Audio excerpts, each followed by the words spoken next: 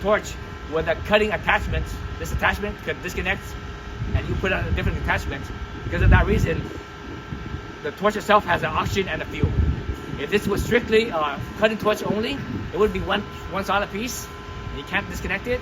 And on those type of torches, you only have one oxygen and one fuel. So this one, because the cutting attachment has its own oxygen knob, that's why you have two oxygen knobs, right? When you have two oxygen knobs, the first knob, you always open up all the way, right?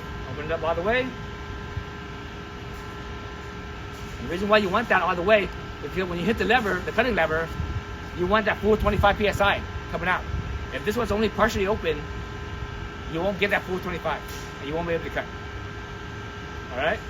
So now I'm ready to light it up. So that's my fuel side down over here. Get my striker. Make sure I have some flint. Yeah, I got flint in there. It's a little bit windy, so hopefully I'm enough of a windbreak. So this knob over here, 1/8 to 1/4 turn. All right. Strike it. Oh, it's too windy. And my flame might have been a little bit too strong, so I turned it down a little bit. Still kind of windy. Oh man, it's out again.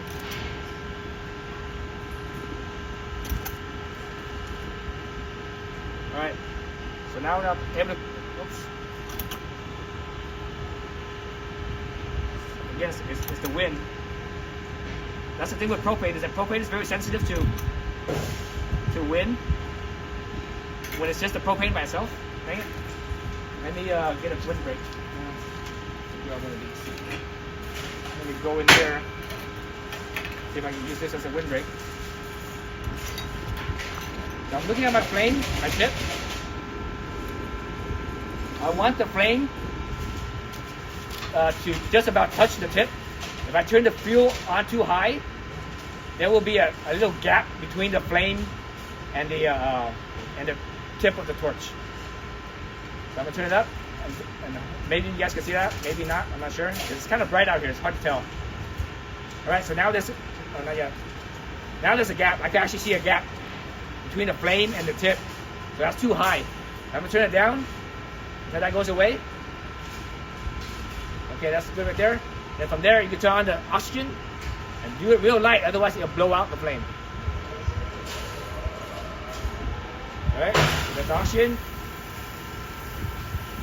And what I'm going to do is I'm going to find my neutral flame. Right now I have a carburizing flame. So let's use my shirt or jacket here at the back so you guys can see a little better. Right, that's a carburizing flame, right? Meaning extra fuel.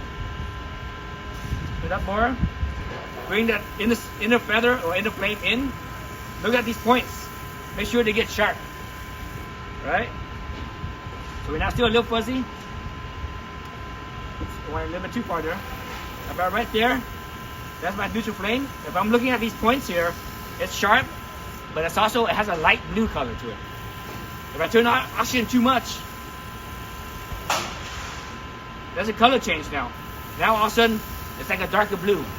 That means it's an oxidizing flame. Too much oxygen. All right.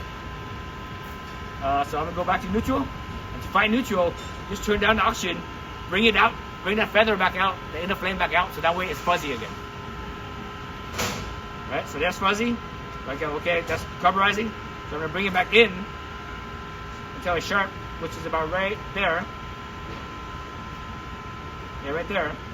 So now I'm gonna test for my flame, how strong it is. Two ways you can tell. One is just by hearing it. Right now I can barely hear it. So that tells me it's too weak. The other way of testing it is against a flat surface. Get the flame against the flat surface where it almost touches those points.